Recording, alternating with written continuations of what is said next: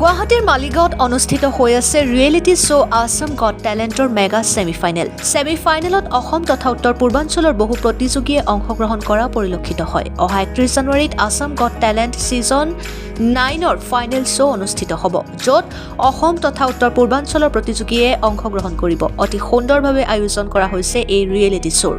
পৰিচালন সঞ্চালিকা সোনু চৌধুৰীৰ প্ৰচেষ্টাত 2016 চনৰ পৰা নিৰন্তৰভাৱে প্ৰতি বছৰে আয়োজিত হৈ আছে এই মেগা ৰিয়েলিটি শ্ব'। জালুকবাৰীৰ পৰা বিশ্বজিৎ বৰ্মনৰ report, Arunoday Assam.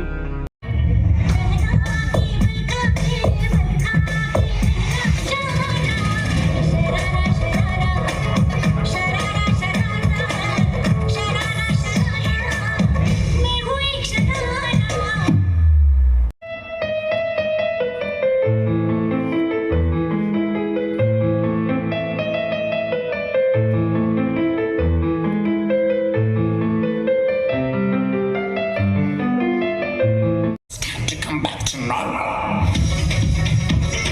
It's the kind of beat that go back.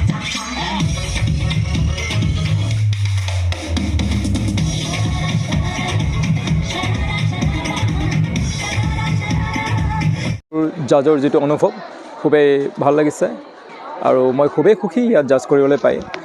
আচলতে আছাম গট টেলেণ্ট এইটো ছিজন 9 ইয়াৰ জন্মলগ্নৰ পৰাই মই আছোঁ। ইয়াৰ স্বত্বাধিকাৰী সোনু চৌধুৰী খুব কষ্ট কৰি আজি এই পৰ্যায়লৈ আনিছে আৰু তাত মই যিমান দূৰ আমি সহযোগ কৰিব কৰিছোঁ আৰু সিমানখিনিয়ে। গানৰ ক্ষেত্ৰত এইটো আমি যদি ক'বলৈ যাওঁ, আমাৰ অসমত প্ৰতিভাৰ অভাৱ নাই গানৰ ক্ষেত্ৰত, ডান্সৰ ক্ষেত্ৰত।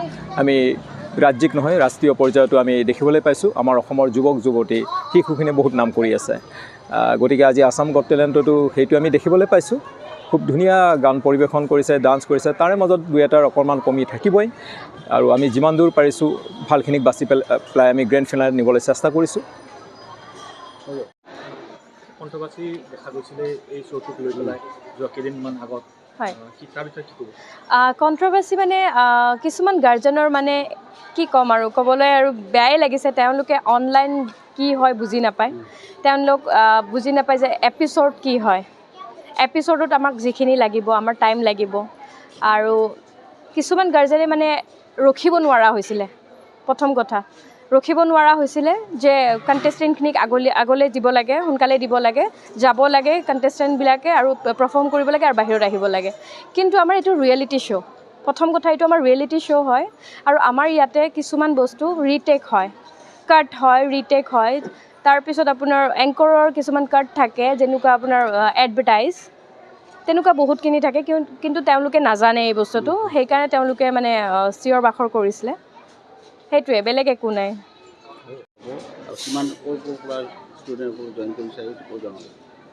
আমাৰ আছাম গট টেলেণ্ট এতিয়া ছিজন 9 চলি আছে। আমাৰ ছিজন 1 ষ্টাৰ্ট হৈছিলে আপোনাৰ 2016ৰ পৰা এতিয়া ছিজন 9 চলি আছে আপোনাৰ 2025। আৰু আমাৰ বিভিন্ন ঠাইৰ পৰা কণ্টেষ্টেণ্ট আহিছে, যেনে আপোনাৰ ডিব্ৰুগড়, তিনিচুকীয়া, লখিমপুৰ, বহুত জেগাৰ পৰা আহিছে আৰু বহুত ভাল ভাল কণ্টেষ্টেণ্ট আহিছে। 31 জানুৱাৰীত আছে ছেমিফাইনেল চলি আছে আৰু 31st আমাৰ বাহিৰৰ পৰা গেষ্ট আহি আছে, মানে গ্ৰেণ্ড জাজ আহি আছে আপোনাৰ মুদস্সৰ খান। হয়, ভাল লাগিছে। মানে প্ৰথমবাৰ মানে সদায় মই তাৰ লগতে থাকোঁ এজ এ জাজ। আমি ষ্টাৰ্টিঙৰ পৰা ফিনালেলৈকে আমি থাকোঁ। বহুত চেলেঞ্জিং হৈ যায় আমাৰ কাৰণে এজ এ জাজ, কিন্তু মানে কথাটো হ'ল যে মানে বেলেগ বেলেগ ধৰণৰ टैलेंट हमारे उसमें है एंड ये हमारे लिए जज करना बहुत ज़्यादा डिफ़िकल्ट हो जाता है। अलग अलग लेवल के आते हैं, singers, dancers, magicians, pianist and everyone, you know. तो सिर्फ असम से ही नहीं बल्कि मेघालय से, बाकी स्टेट से भी आए हैं। एंड आज हम लोग का सेमीफिनाले जो हम जज कर रहे हैं अगेन फिर से चैलेंजिंग है, क्योंकि ये लोग मेगा ऑडिशन से सेमीफिनाले तक आने के लिए बहुत प्रिपरेशन किया है। तो इनको हम आगे फिनाले तक लेके जाने के लिए अनदर एक टास्क है हमारे लिए। तो हम वही चाहते हैं कि आप सब हमारे साथ रहें, कोऑपरेट करें एंड वी जस्ट वांट कि राइट टैलेंट, जो हमारा सही टैलेंट है, सबको अच्छा एक प्लेटफॉर्म मिले थ्रू आसाम गॉट टैलेंट, जिसके लिए मैं सोनू चौधरी को बहुत बहुत थैंक यू बोलूँगी। रेनबो एंटरटेनमेंट हमेशा आगे बढ़ता रहे। आसाम गॉट टैलेंट सीज़न 9 ये बहुत ही लंबा जर्नी इन्होंने तय किया है।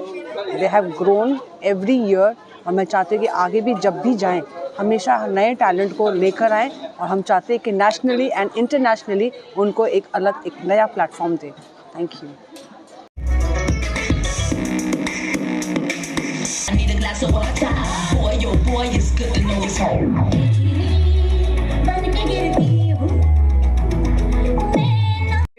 थोड़ा सा खचरपन जैसा लगा कि ख़त्म करना भागना है, वो था। ठीक है, तो आप देखो क्या होता है आगे, सर आपको बताएंगे उनका क्या है। कुमाम सहानी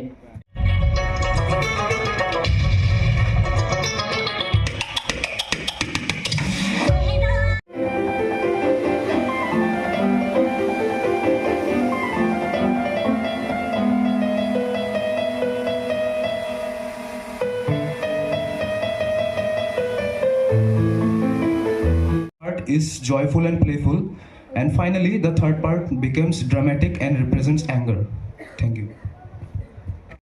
মই জানো নামটো ৰিজা মৃধা। তোমাৰ ভইচটোৰ কথা প্ৰথমতে কওঁ, ভইচটো খুব মানে বলিউডৰ লেভেলৰ ভইচ দেই, খুব খোলা ভইচ, কিন্তু গায়কী ভাল গাইছা, কিন্তু আৰু ফিটিং হ'ব লাগিব, ভইচটো ফিটিং হ'ব।